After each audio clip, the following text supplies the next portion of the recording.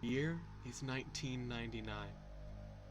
That sentence brings me back to my senior kindergarten class when I was 5 years old, where we used to read out the date on the blackboard every single day. The year 1999 exists as a stain in my mind, however, as a memory that will not go away no matter how hard I try to forget it. 1999 marked the year I lost my first tooth, my first time on a plane, and, unfortunately, the early loss of my childhood innocence. That one memory that refuses to be wiped. It all started with that new, or old, TV. At that time, Pokemon was the latest fad to hit the school. Pokemon cards, games, stickers, and the most popular, the TV show.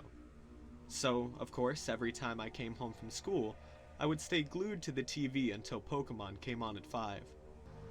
The only problem was that my dad watched the news at 5:30, and Pokemon episodes were back to back, which meant I had to miss an episode every day, something I whined on and on about.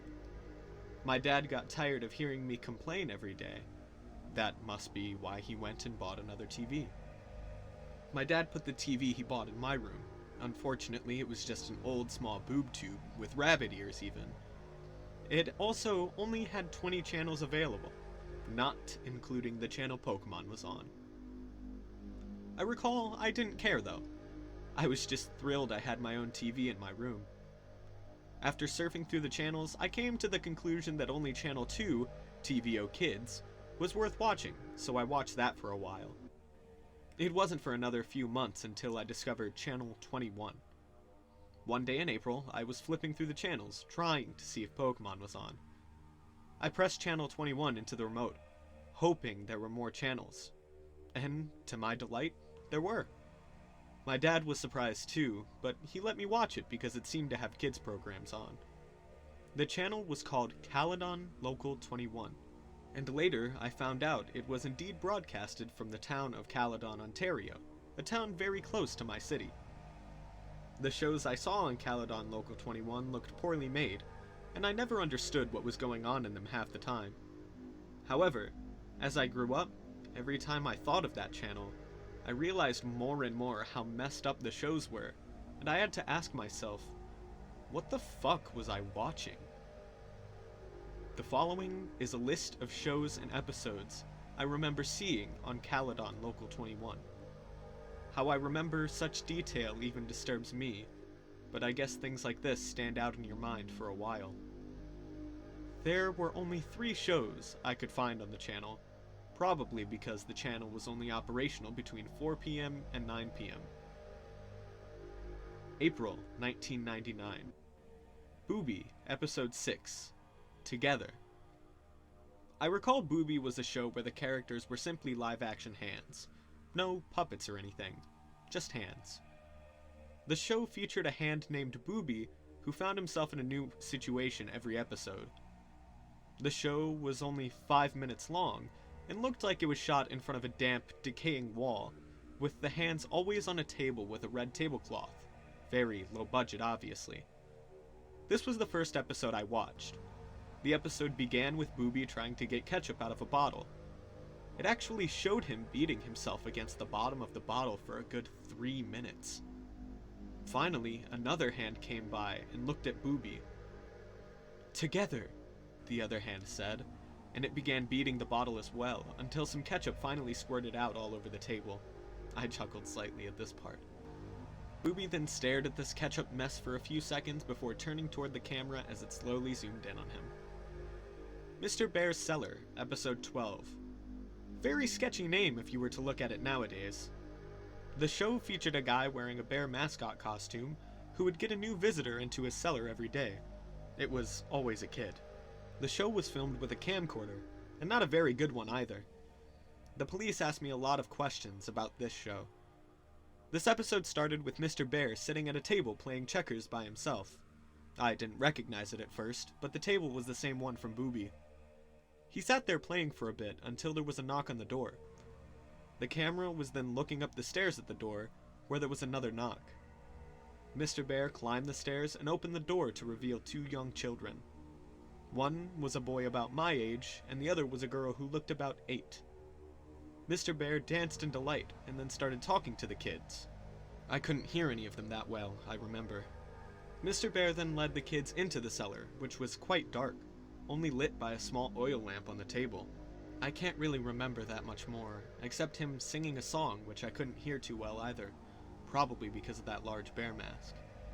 The episode ended with them playing hide and seek, with the kids hiding in a closet and Mr. Bear counting. May 1999. Soup and Spoon. I don't think this was even a show. I think it was more of a special movie thing. All I know is I stopped watching Khaled on Local 21 for a while because I thought this show was too stupid, especially since Pokemon now came on at 4:30 and 5. I don't remember much of this, but it showed a can of soup and a spoon both attached to strings, swinging back and forth, as if someone was holding them and dangling them in front of the camera. Interestingly enough, the show was shot in a basement, which looked just like the one used in Mr. Bear's cellar. Like I said, I can't remember much. The only thing I can remember clearly was the end. The entire thing was only a half an hour, and just included stuff I found stupid, such as the spoon chasing the soup around trying to eat him. The ending showed a table, the one from Booby once again, and about 7 kids sitting around it, each with a bowl of soup in front of them. They were sitting and looking at the camera, but with confused, almost frightened faces. The cameraman then held the can of soup in front of the kids and said, "Spoons ready?" And then it just stopped. July 1999. It was summer and I hadn't watched Channel 21 for a while, until one day when I slept over at my friend's house. I decided to check it out again. My friend had gotten a TV in his room for his 6th birthday, so we stayed up very late. For us, 9:30 was very late, and watched TV. That's when I remembered Channel 21 and brought it up to my friend. We decided to see if it was on, and to our surprise, it was. They must have changed the broadcasting time. Mr. Bear's Cellar, episode 23. This episode was entertaining for my friend and I, mainly because it had swearing. However, now when I think of this episode, I realize something was definitely wrong when it was filmed. The episode started with the camera on its side while it was facing Mr. Bear, who was walking upstairs to the cellar door. The camera then blacked out for about a second, before fading in, back upright and facing Mr. Bear. There was also another kid talking to him, but this kid looked about 11 or 12.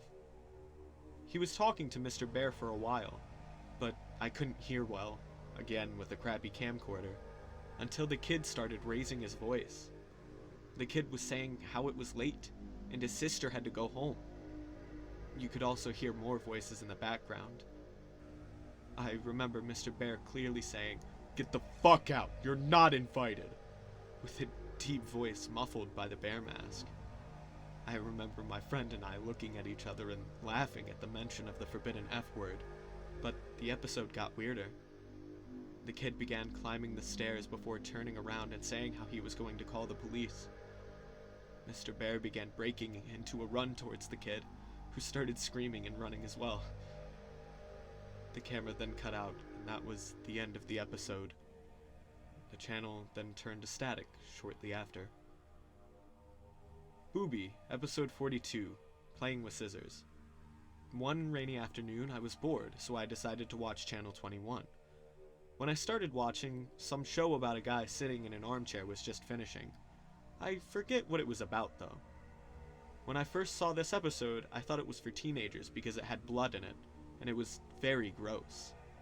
When the police told me everything, I now know who the blood belonged to. The episode showed Booby with another hand with a ribbon around the pinky finger, Booby's girlfriend. Booby was holding scissors and hopping around back and forth while his girlfriend slowly swung around aimlessly. Another hand shot into the scene. This hand was smaller though and was jerking around violently, as if someone under the table was forcing the hand, and I later found out this was the case. "Scissors are very dangerous, kids, so hold them safely," Booby said to the camera. I noticed I could also hear muffled screams, but I wasn't sure where it was coming from because of the bad sound quality. Booby's girlfriend grabbed the smaller hand, which was thrashing about, and Booby went at it with the scissors. He started with the thumb. He opened the scissors wide and clasped them onto the thumb. Blood began oozing out. The muffled screams were now very loud. My 5-year-old self was very grossed out, and that's when I decided maybe Booby was a show meant for teenagers or grown-ups. Then the scissors got to the bone. A horrible crunching noise was heard, and that's when I turned the TV off. I never discussed it with my dad because I feared he would limit my TV time. August 1999. I didn't want to watch Channel 21 after that Booby episode. In August, however, I grew more curious to see Mr. Bear's cellar for some reason. The last episode I saw of Mr. Bear was weird and had swearing, which also made me think the show was meant for teenagers. Nonetheless, I flipped onto Channel 21 when my dad was busy. Mr. Bear's Cellar, episode 28. Apparently this episode had been playing the entire month of August. It was studied a lot by the police. The entire episode was just Mr. Bear sitting in a chair talking to the audience. Hello, kids. Do you want to visit my cellar? If you do, please write me a letter at this address. The screen then switched to a white screen with multicolored letters reading the address, and that was what remained for the rest of the episode. And guess what I actually did? I sent Mr. Bear, or that sick bastard who portrayed him, a letter. I did it out of curiosity mostly. My dad was okay with it because he thought it was a legit kids show, but then again he never saw any of what happened on Channel 21. So I wrote a letter using my best writing possible. I think I just said how I wanted to meet Mr. Bear, and if Booby also lived in the cellar. So my dad sent the letter to the address Mr. Bear said on the show. It stayed on all day anyway for some reason. It took about a week to get a response, which I was surprised I did. I still have the letter I received August 15th, 1999. The letter read, Dear Elliot, thank you ever so much for your letter. I would love to have you in my cellar. We play games, watch movies, and go fire camping in the middle of the woods. And yes, Booby does live in my cellar. He is a good friend of mine. Come to my house at... The police cut out this address. Caledon, Ontario, Canada. I look very forward to having fun with you. Love, Mr. Bear. I cannot believe my dad never found this sketchy, because he actually took me to the house. And then that's when the police became involved. Those endless questions, those pictures of terrified kids, the woods. That brings me to why I'm writing this blog. That sicko and his friends did some fucked up shit back then, and now it seems he's trying to get into contact with me again. The entire police thing is coming back. That has brought 1999 back to me. Over a decade later, it is happening again. Update 9/21/2011. People have been emailing me asking what exactly happened in 1999. I'll get to that. Those weird TV shows I was watching apparently were meant to attract kids to Mr. Bear's house. What Mr. Bear did shocked the entire town. My dad actually drove me to Caledon along with the address Mr. Bear left on the letter. The house was actually in the outskirts of the town, in the open farmland. I still remember that house. It looked like an older farmhouse that looked to have been built in the early 1900s. The windows were all boarded up, and the house looked in a state of disrepair. As we walked up to the house, I remember my dad checking the address over and over again and looking at the house in disbelief. Then, the door opened. I expected Mr. Bear to be at the door, but I was surprised to see a police officer emerge from the creaking doorway. The officer began talking to my dad while I quickly asked if that was Mr. Bear's house. The officer's face cringed slightly and muttered, "Oh, God," or something like that. He started talking quietly to my dad so I couldn't hear, although my dad told me to go to the car anyway. And then we just went home. My dad was quiet the whole way home. I felt something strange had happened. My dad didn't tell me what happened for a while. I forgot about it anyway, too. Channel 21 no longer came on, and when I asked about it, my dad would not acknowledge its existence. I think it was when I was 13 where I learned the truth. I remembered Channel 21 one day and asked my dad about it. I guess he finally decided I should hear the truth. Caledon Local 21 was a local TV channel that ran from October 1997 to August 1999 in the Peel region of Ontario. The entire channel was made from a house in Caledon, the one I visited, and run by a man who was not really known to anyone in the town. The channel was only available to older TVs because the signal was one only picked up by the rabbit ears, weaker frequency. The man created all the shows on the channel, all of which were kid shows. His hand was Booby, he was Mr. Bear, and he was the mysterious cameraman. The real reason he created the channel was more disturbing than what was originally thought. As you might have already guessed, he kidnapped kids and held them in his cellar. But while most people thought he was a serial child molester, he really wanted to use the kids for another purpose. The day I arrived, the man had fled his house the night before, the day before the police went in for their investigation. I wasn't the only one who was watching. Update 11/9/2011. Sorry for not answering any questions for so long. I haven't accessed my email account for some time. Anyway, let me finally set things straight about what I know. Back in October, I visited the house previously owned by the man who ran Caledon Local 21. 2 women lived there, operating a daycare business. How ironic. Now, to answer the questions you guys emailed me. Question: who else watched Caledon Local 21? Answer: I know other people watched it for sure, including those kids who wound up at Mr. Bear's house. After some Google searches, I found a few people on the Neoseeker forums who were discussing some shows from Caledon Local 21. They talked about the kids' shows I watched, but also 2 other shows I had never seen before. A user named I Am Real Life seemed to know all the shows that were broadcasted on Channel 21. Here are the 2 I've never heard of. The Fallen Angel and Life. I Am Real Life described it as a fairly boring show about a guy rambling on in front of a camera about how we must please Satan and appease him before it is too late. Paint with the Soul. I Am Real Life and another user called Siggy92 were discussing this show. They described it as Blair Witch-like, as it consisted of the cameraman wandering around a forest at night, doing nothing particularly interesting. I'll go looking for the conversation and see if I can get the link. Question: where is Mr. Bear, or the guy who wore the costume? Answer: if I did know, I would have said earlier. I have no idea where this guy is, if he's dead or alive. Hopefully dead. When I see my dad's friend next time, I will ask him about this. Maybe I can get a more definite answer.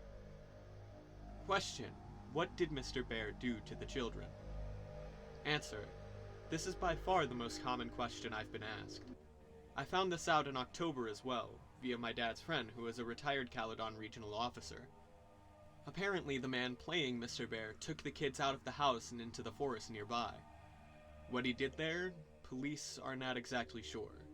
But 16 charred bodies of children between the ages of 4 and 13 were found in a 15 by 15 foot ditch deep within the forest. My dad's friend did not want to go into exact details, but I'm seeing him next Thursday anyway, so maybe I can extort more information from him then. That's all I have for now. Thanks for keeping an interest in my blog. I will try to gather as much information as I can for my next post. I've actually been getting pretty interested in this myself. It should be my right to know what the hell happened. Update 2/1/2012. I'm sorry I haven't posted anything for a while. I kind of lost interest in this blog since I hit a standstill while looking for more information about the identity of the owner of Caledon Local 21. However, a few weeks ago, I struck gold. I found some answers surprisingly from the father of a kid I used to babysit. He lives just across from my street, and I used to look after his kids when they were younger. He currently doesn't have a job either. He used to live near the woods outside of Caledon, and witnessed the owner's activities in the woods. His name is Anthony Polo. When he lived in the small bungalow outside the woods, he would often venture in to smoke a joint of marijuana or two before returning to his work as a wood craftsman.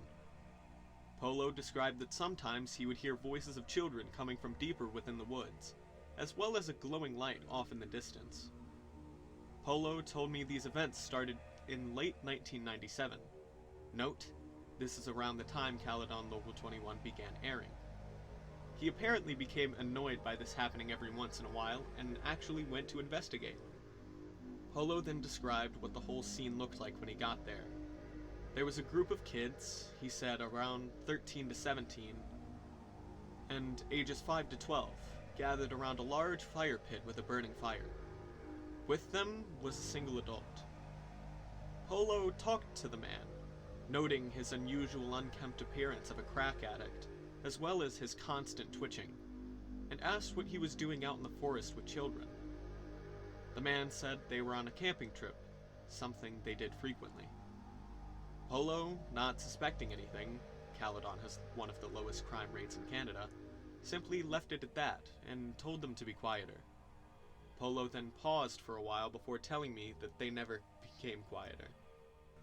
In fact, sometimes he heard loud chanting from the children in an unknown language. He didn't bother meeting with the man again, as he was moving anyway. I told Polo that the man was probably the owner of Caledon Local 21, but he doubted it, as he heard that that man was moving to Pickering by several other residents near that area. Here is what I now know. The man would take kids into the woods regularly for camping. The fire pit Polo described may be the hole the bodies of the children were found in. The children Polo saw were probably the ones found dead. The man moved to a city named Pickering, a smaller city east of Toronto. I will discuss this with my dad's friend, the ex-cop, and see if this matches anything the police knew about the man. I also want to see if he has any other knowledge of what aired on Caledon Local 21. Update 3/20/2012. Good news, guys! I talked to my dad's friend and he disclosed a lot of information for me. First, I asked if the police had any information on the man who ran Caledon Local 21. He replied that they have only had the same leads for years and never found a suspect. However, the Peel Regional Police do have some of the tapes found in the house Caledon Local 21 was broadcast from. He took me over so I could watch a few. I guess I haven't said much about him yet. My dad's friend's name is Mitchell Wilson, a pretty nice guy. He seems to understand my thirst for knowledge on what happened during the late 90s in that house. He feels it was wrong that my dad went so long without telling me much. He took me to the Davis Road Police Station. If you don't know, it's the largest station in Caledon, and one of the largest within the Peel region itself. Each of the main stations around Peel have some of the tapes. The Davis Road Station is 3. I got to watch all of them. Unfortunately, I wasn't allowed to take any home, for obvious reasons. Booby, Episode 2. Friends are like flowers. This was one of the first Booby episodes made. The camera quality looked crappier than usual, possibly an even older camcorder, but the scene was set in the same place as the Booby episodes usually took place. I recognized it instantly. The episode began with Booby swaying back and forth contently for a few seconds before another hand entered. The other hand was much smaller, looking as if it belonged to a young child. The smaller hand began bouncing around before sliding up to Booby, bringing its fingertips together to kiss Booby. After a few seconds, Booby grabbed the smaller hand and squeezed it tightly. This continued for at least 10 seconds before the camera slowly panned left until the hands were out of sight. The camera continued panning until it showed a wilted daisy lying by itself. The camera then zoomed in on the daisy slowly as a little girl's voice became audible, saying, "Friends are like flowers in the garden of life." The episode then ended. Paint with the Soul, Episode 10. Garbage Thrown Away. Paint with the Soul was one of the shows that I Am Real Life and Siggy92 discussed on Neoseeker. I told the police about this and they informed me that 12 episodes of the show were made and broadcasted between December 5th, 1997 and January 8th, 1998. Exactly as I Am Real Life and Siggy92 described, the episode opened with the cameraman wandering around in a forest. It appeared to be during the evening as it seemed the sun was setting. The cameraman walked along a path until he got to an area where there was a lot of garbage laying in the leaves. The camera looked around at the various wrappers, bottles, bags, and boxes, making sure each item got a few seconds of screen time. The camera then focused into a single area before the man spoke. I recall he spoke in a very timid, quiet voice, and I swear I've heard it somewhere else before, like on another Caledon Local 21 show. I could barely hear what he was saying, but he mainly talked about how humans are garbage, or something that had to do with saving ourselves by cleaning up the garbage. Us. It actually sounded really stupid, but still a feeling of dread came over me. I mean, that forest was possibly where those bodies were found, right? Mr. Bear's Cellar, Episode 25. When the police administrator brought this tape in, I actually said, "Oh shit," and chuckled a bit out loud. Of course, I got stares from the staff, but Wilson explained to them about my little experience with Mr. Bear, and how I still kept the letter he sent me. Like the previous episodes, this one included a guy wearing a bear mascot costume. The episode began with Mr. Bear waddling over to the red-clothed table with a bottle of orange juice in his hands, or paws. On the table were 16 shot glasses, as well as a small bottle that contained an unknown liquid. Mr. Bear poured an equal amount of orange juice into each glass before opening the smaller bottle and depositing one drop into the glasses. Mr. Bear then went off camera. There were some minor sounds such as shuffling, and then Mr. Bear emerged from behind the camera's location. Following him were 16 children. Some looked as young as 4, others looked like they were practically teenagers. As the children entered, the administrator commented that this is the only episode that showed all 16 victims. The kids all looked rather content, except for this one who had visible bruises on his face, and unlike the other kids, he had a more fearful expression. He also looked about 11 or 12, which caused me to recognize him. He was the kid who had asked about his sister and subsequently met an unknown fate at the end of episode 23, the one episode I watched during July 1999. When I told the administrator this, he confirmed it was the same kid. He was also featured in episode 24, an episode that only aired once at 3 in July 1999. The police have still not found the tape. Mr. Bear then broke into song, singing about citrus fruits and how good vitamin C was for you. I could barely hear the lyrics as they were muffled by the bear mask. The kids all drank their juice, the one from episode 23 doing it rather reluctantly, and the episode ended. After viewing the 3 tapes in possession of the Davis Road police station, I'm satisfied, but only temporarily. I still want to know the full story. The police just keep giving me the same crap about the creator of Caledon Local 21 being a fetishist pedophile, as well as an apparent cultist. I'll sign off for now, get into university first, get information later. Hopefully, I will get back to this blog as soon as possible. Update 5/12/2012. On April 17th, I finally got my G2 license. In Ontario, Canada, this allows you to drive in a car by yourself, as well as with some passengers after 6 months. I of course took advantage of this and drove to Caledon for a little Sunday drive. Since I haven't updated this blog in a while, I figured I might as well visit the house where the infamous channel of my childhood was located. The house looked different than when I last saw it in October. The place was no longer used as a daycare and just sat there, abandoned. However, it did have a for sale sign, showing that someone still owned it, wanting to get rid of it though. The abandoned house drew fuzzy memories from my mind, mainly of that day Dad took me to visit Mr. Bear. A feeling of dread came upon me. What happened to the children while they were living in that house? I walked up the steps to the front door and peered through the window. Inside, I could see a nearly empty hallway with a few boxes at the end. At the end of the hallway to the right was an open doorway, presumably heading to the kitchen. To the left were two doors, both apparently leading to the rooms visible through the windows outside. I wondered where the cellar entrance was located and whether it had been sealed up. I walked around to the back of the house and found my answer. Two wooden doors lying at an almost flat angle were padlocked shut. This had to lead to the cellar. Not wanting to hang around, you can imagine what was going through my mind at the time, I departed. Behind the house, an empty field continued on until it reached a dense forest that lined the horizon. I wondered if that was the forest where the bodies of the children were found. I thought to myself, fuck it, and proceeded to walk across the field behind the house, into the forest. The forest was oddly quiet, save for the few periodic sounds of a woodpecker drilling into a distant tree. I cautiously made my way deeper into the woods, not really caring about the fact I had no idea where I was going. I don't know how to explain it, but it felt like there was something I had to find. I came to a thinner part of the woods and few small houses in the distance.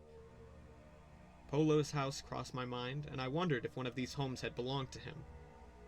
I neared a small clearing in which I could see 3 adequately sized logs gathered around a black, charred area, showing a small fire had been lit there recently. "Hey! Get the fuck out of our fort!" Those words nearly gave me a heart attack. I turned to my left and saw 2 dark-clothed people running toward me. My initial thought was to run.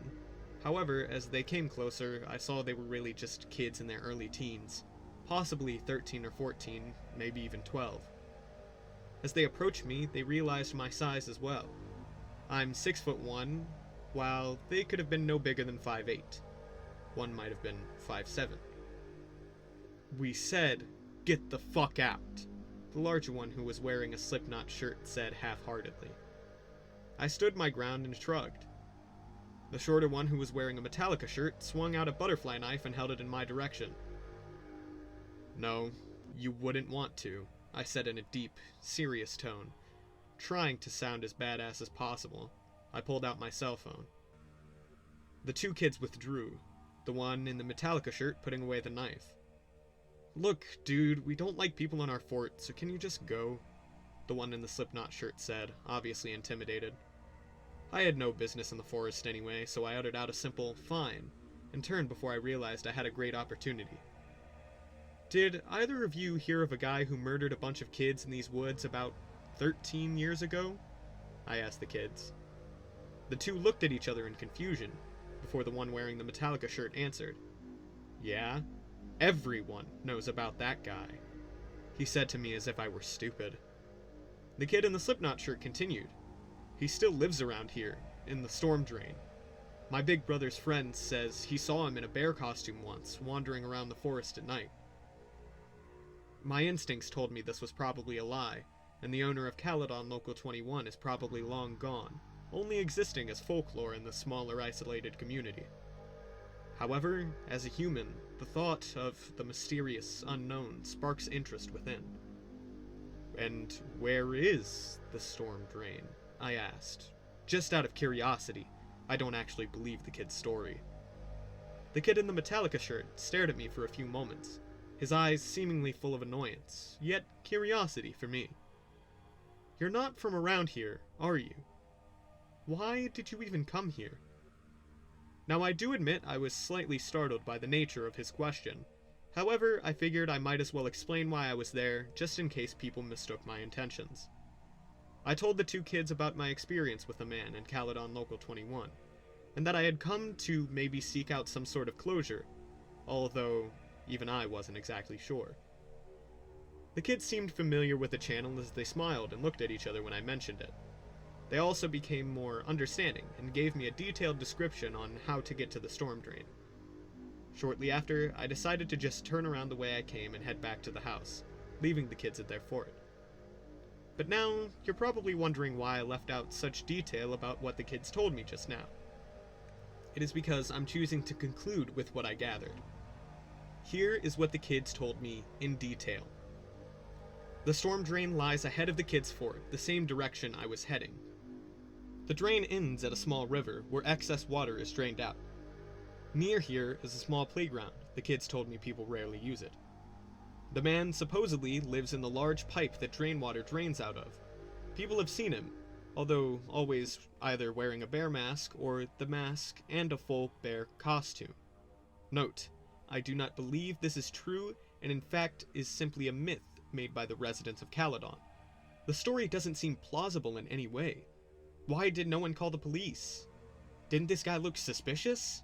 And other questions like these leave the story invalid. I may visit the storm drain, not because I believe the story, but because I want an excuse to visit Caledon again, so this blog doesn't die. With no more tapes to watch, I don't know what to talk about anymore. Thank you for continuing to support me in my blog. I know many are looking forward to more information about what happened in Caledon during the year 1999, and I will do my best to continue my research into the topic. This is Elliot, signing off. Update, 10/4/2012. Wow, nearly 5 months since I last updated. I'm guessing everyone pretty much thinks I was dead, right? Thankfully, I'm not. But in all my seriousness, I really have been busy these past few months, and a blog about something that could have killed me as a kid is a little low on my current priorities list. As of now, I am living in Waterloo, Ontario, attending the University of Waterloo for computer engineering. Yeah, I'm a keener.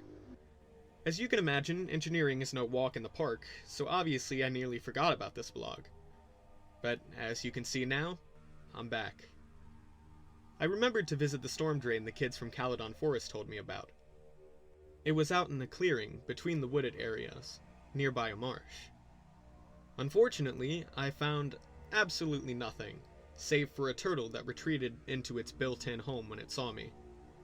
I snapped some pics of the pipe, which I have posted as well. Also, let me tell you, it was not a storm drain like they said it was. What I saw was a simple pipe, possibly to channel the excess water from the marsh. When I returned from Caledon, however, I simply kept putting off uploading everything until I forgot about my blog. It just didn't seem important anymore. Please forgive me. It wasn't until only recently that I am now interested in my case again. On September 10th, I received an email from this email address: returnthebee@hotmail.com. Funny, right? Well, it gets better. I'm going to copy and paste the exact email this guy sent me. Dear Elliot, my dear, dear boy, I have missed you ever so much. Oh, how you've grown. Your twinkling eyes have stayed the same, however. Those eyes looking for adventure. Oh, how imagining them brings warmth to my old bare heart. That day you came to visit me, I felt so happy I wanted to go out and pick strawberries. He told me you would come looking. Oh yes, he told me you would come looking. Now, it will be soon. You won't be lonely soon. I'm ever so sorry I couldn't say hello when you came to visit, not once, 2 times. Do not fret, however, you will soon finally get to play with the other children. I will try making my cellar even cozier than before. 100 fuzzy hugs, Mr. Bear. Now, obviously this letter is fake, but still, I would like to thank whoever sent it. Just reading this letter creeped me out, but because of it, I am now full of this new interest to continue my blog. I guess it's just funny trying to pursue the mysteries I've always questioned. Now my roommate knows about all of this. He thought the letter was real. He actually seemed more scared than I was for a second. But then I shrugged it off, so he did too. I mean, what are the chances of this being real? How would Mr. Bear know when I went to Caledon on those occasions? More or less know my email or me still be interested in his cellar. I'm going to send a reply to return the bee. Wow, just looking at the email address, you can tell someone wanted to freak me out. It didn't really work though, although whoever you are, thank you for sparking my interest back into the full matter. Maybe I can find out more about what happened to Mr. Bear. Hopefully, because although I don't buy the email, a part of me still feels anxious. Thank you to all those who are still following me and have become avid fans. You are also why I am choosing to continue this. Thanks, guys. Update 11/9/2013. Wow, I can't believe this blog hasn't been deleted yet. I haven't posted anything for so long. I have my reasons, and I'd rather not discuss them just yet. It's been a rather traumatic year for me. Some of you were right. I shouldn't have gone back trying to relive the memories of my childhood, but I couldn't resist. It's been over a year since my last post, and a lot has happened. Let's recap where I'm at right now with regards to the whole Mr. Bear incident. returnthebee@hotmail.com is no longer in use. I tried replying to the email, but I got no reply. I tried again back in March, still no response. I've actually moved up to Ottawa, capital of Canada for those who don't know, for university, so I haven't been back to Caledon or back home in the Peel region for a while. I had my reasons for leaving, as you could guess why. I've had to make a new email account because people keep prank mailing me pretending to be Mr. Bear. Thanks a lot, guys. Not. Why have I ventured back to this blog? Mitchell Wilson, remember, my dad's ex-cop friend, gave me a phone call on October 23rd about a tape that was found in a branch of the Brampton Public Library. Brampton is my hometown, in case you haven't picked up on that. He claims he isn't allowed to discuss the contents of the tape with me, as it is still in evidence, but he asked me to come check it out when I return home. That tape got the gears grinding again, because we all know what was the last tapes I saw. I can only imagine what can be on it. I'm guessing it might have something to do with Caledon Local 21. I guess I just wanted to say I'm continuing this blog, and thank you for everyone who still follows it. I don't know when my next entry will be, but when I see that tape, I'll write what I find. I don't know what to expect, but the idea of seeing another tape has gotten me interested in this whole mystery all over again. Signing off, Elliot. Update 1/16/2014. It's been a long year for me.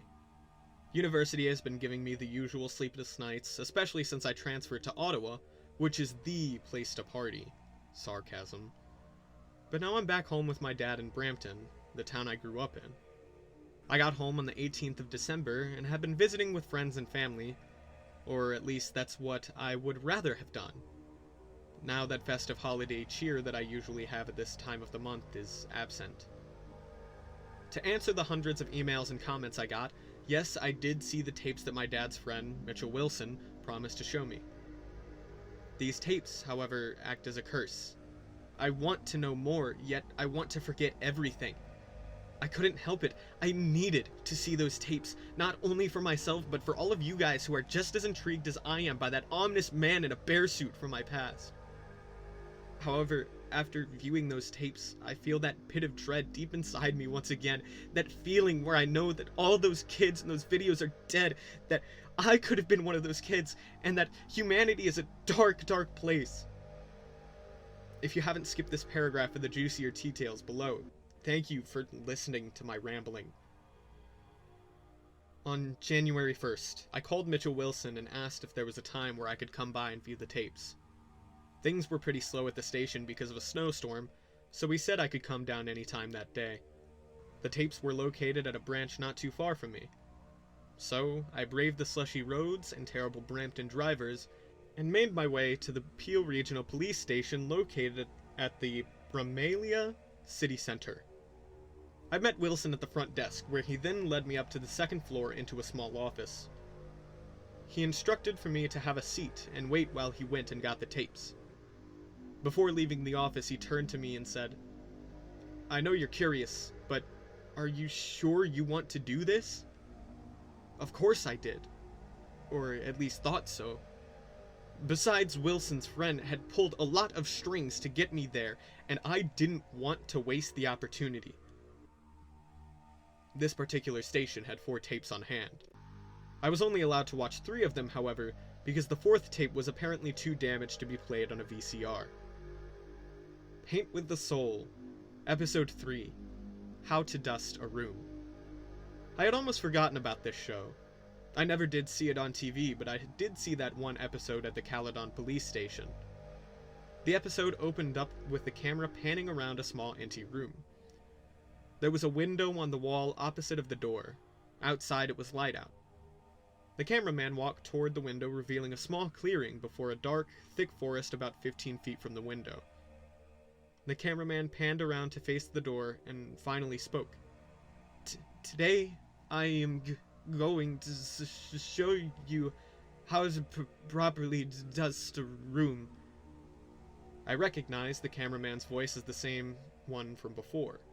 Quiet, timid, only this time with a clear stutter. Now, here's where things got weird. The cameraman aimed the camera at his feet, revealing a metal broomstick, and grabbed it with his free hand. His hand was that of a white male, so it was easy to see the fresh, bright red blood that covered it. The man then explained that in order to get the room nice and dusted, you had to make sacrifices. And with that, the man began to smash the white plastered ceiling with a broomstick. Soon there was a significant hole in the ceiling, revealing the wooden slats that made up the roof. The floor was now pretty messed up, with chunks of ceiling littering the floor as well as coating of the plaster from the ceiling. The man aimed the camera at the floor and began to smash the larger ceiling pieces with his feet. The man then backed up to the door and had the camera show the mess he had created. And now the room is... The episode ended before he could finish. Wilson warned me that the next two tapes were more disturbing. I insisted to keep watching, although a voice at the back of my head told me I shouldn't. Booby, Episode 30. Children of the Light. It was Booby, one of the shows I had actually watched as a kid. I had never seen this episode before, and now I wish that were still true. The episode opened up the same way as every other episode I had seen. A single adult hand, Booby, was rocking back and forth. After a few seconds, Booby turned toward the camera and said, "Songs are sung the best when sung by children." The hand then disappeared out of view below the table. After a few more seconds, suddenly the picture cut to outside, aiming at a bonfire in a small pit.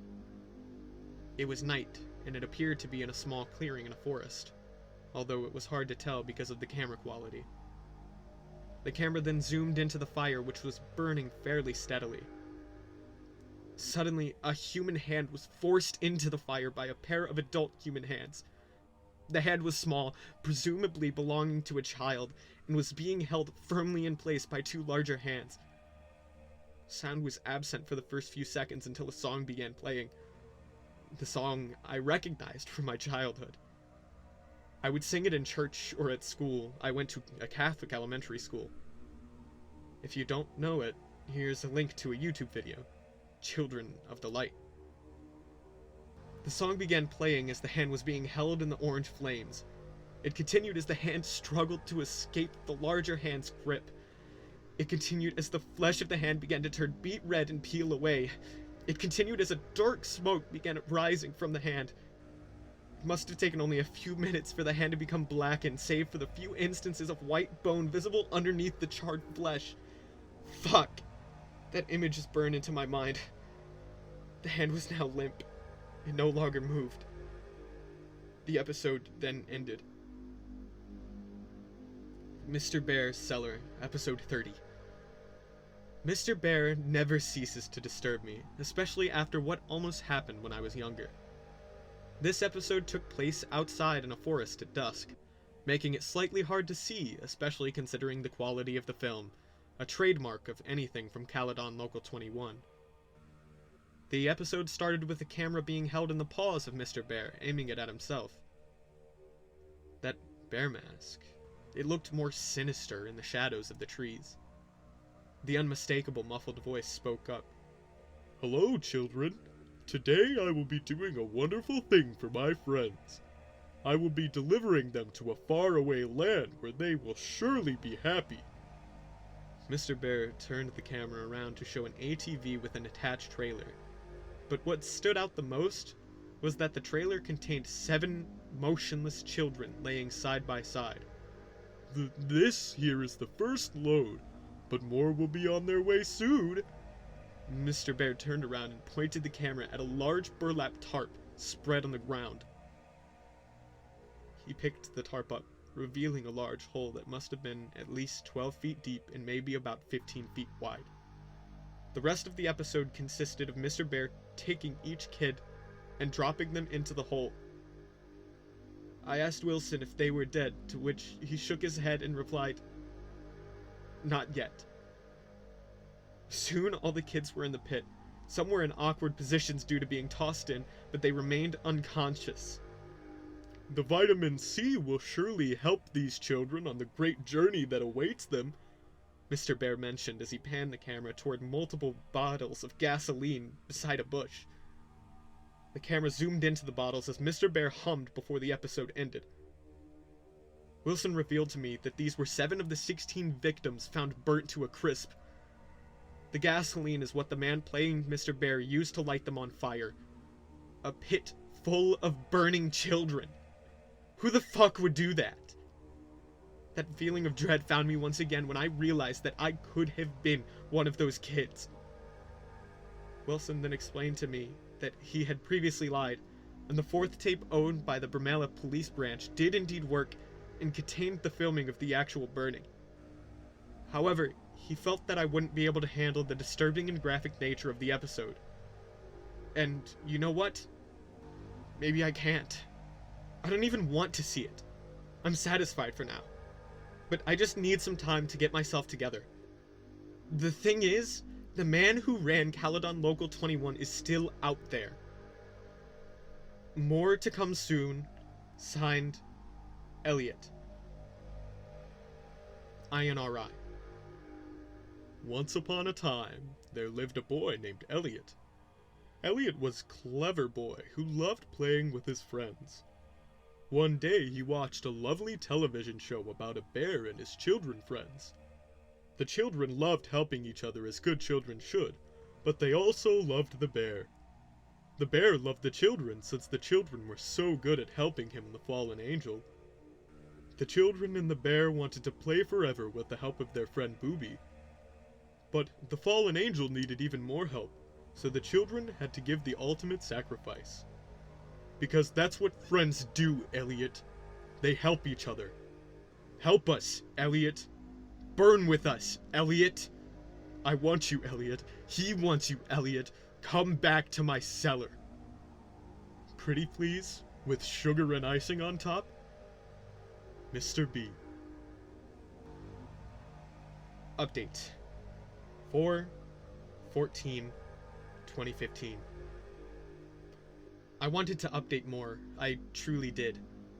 However, certain circumstances have turned me off to the whole Caledon Local 21 thing.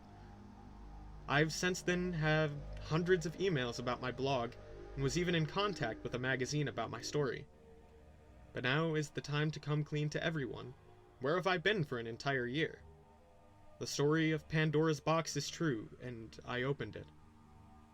I opened it last June when I watched the 4th tape in possession of the Bromella Police Branch. The other subject I'd like to address is the number of joke/fake emails I've been getting from people claiming to be Mr. Bear.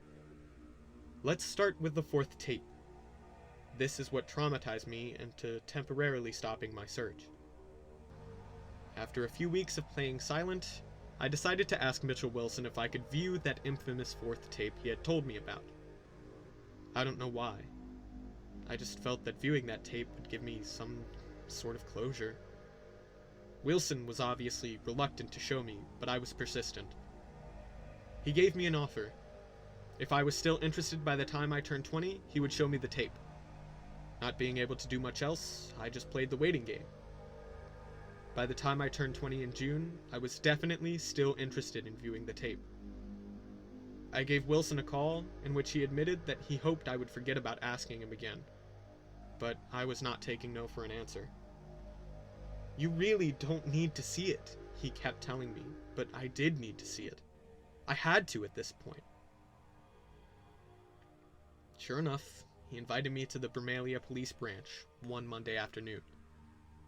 Having watched every Saw film and a video of animal slaughterhouses in my ethics class, I was sure I would be able to handle whatever the tape could throw at me. How optimistic I was. Mr. Bear's Cellar, Episode 31. When Wilson went to collect the tape from evidence, the officer in charge of the evidence room shook his head at me, his face saying, "What are you doing?" Wilson explained that this tape includes the last known episode of Mr. Bear's cellar. I rightfully assumed that I would be seeing the fate of the children. I began to feel a sense of dread. The episode opened inside a forest, the usual one from the previous episodes. This fact took me a while to realize because it was night. The trees and leaves just looked like shapes dancing around in the darkness. A faint glow of light was present on the right side of the screen. There wasn't any apparent audio. It appeared to be a windy night, yet the trees weren't making any noise. Slowly, the camera began to pan towards the glow, revealing smoke rising from a hole with the tips of flames peeking over the top. Wilson paused the tape at this point. "Are you sure you want to see this?" he asked me. I insisted on it, even though a voice in my head was telling me not to. The video continued. The cameraman moved towards the hole, showing a pit of fire. This was the hole that I had seen in the previous episode, only this time it was filled with shapes. I could see shapes moving around, fluttering, flailing, some motionless. I knew perfectly well what they were. The camera began to adjust to the light, and burning flesh, red, black, a blur of surreal movement and colors. I wish I could forget what I saw, but you can't forget a scene like that. This is not a horror movie, this is reality. Human beings being killed in a horrifying way, a fate that I could have potentially met. The video suddenly cut to dawn, the camera now positioned farther away from the hole. The fire was out, however there was still smoke smoldering up. A figure was up ahead. I recognized it right away. The Mr. Bear suit was laid out on the ground, empty. It looked just as unnerving. The suit was laid out in the shape of a cross. The cameraman did a lap around the suit, treating it like a treasured artifact. Placed the head of the suit was a sign. In bold letters, INRI was printed. The cameraman moved back to the end of the suit, zooming into the bear's face. The episode finally ended. I was speechless. It was like a dream. You can find a lot of terrible things on the internet, but I had never seen anything like this. Wilson asked if I was okay, and I replied with a shaky yes. I assured him as we left that I was fine, and that the video gave me some closure over the whole incident. He didn't seem too confident in me, but he left it at that. He was right though. I had nightmares for weeks. I gave up. I didn't care about the thing anymore. A sick man burned a bunch of kids alive, attracting them with a fake kids TV channel. I could have been one of his victims, yet I'm still here. I suppose I should be grateful, but I feel guilty. Am I still here only by pure luck? 10 months later, I'm back, but now I need to address something else. My email has been flooded with messages. Some people ask for more details, some ask if I can upload the tapes, and some people email me claiming to be Mr. Bear. First, I cannot get the tapes uploaded as A, they're in police evidence, and B, I have no idea how to get VHS onto the computer. Now, to people pretending to be Mr. Bear. You're not fooling me. When you have dozens of people pretending to be the same person, it doesn't work. I've even seen a fake Caledon Local 21 YouTube channel, which is cute, but still not real. Even more annoying is the fact that someone hacked into my account just to put up some demented poem about me on this blog. I'll leave it in the entry above this one, just to show you guys. I have contacted an admin about the entry and was told that the entry was posted on Halloween. Ooh, spooky. Attached to the email, paintwithb@aol.com, which I assume is another joke email. I'm over episode 31 now, but the images of what I saw will stick with me for a while. But I still want to do one last hurrah. I will get in contact with Mitchell Wilson again, and hopefully get set up with the tapes in possession of the other Peel police branches. I'll try to update you guys as soon as I can. I'm sure this won't take a year again.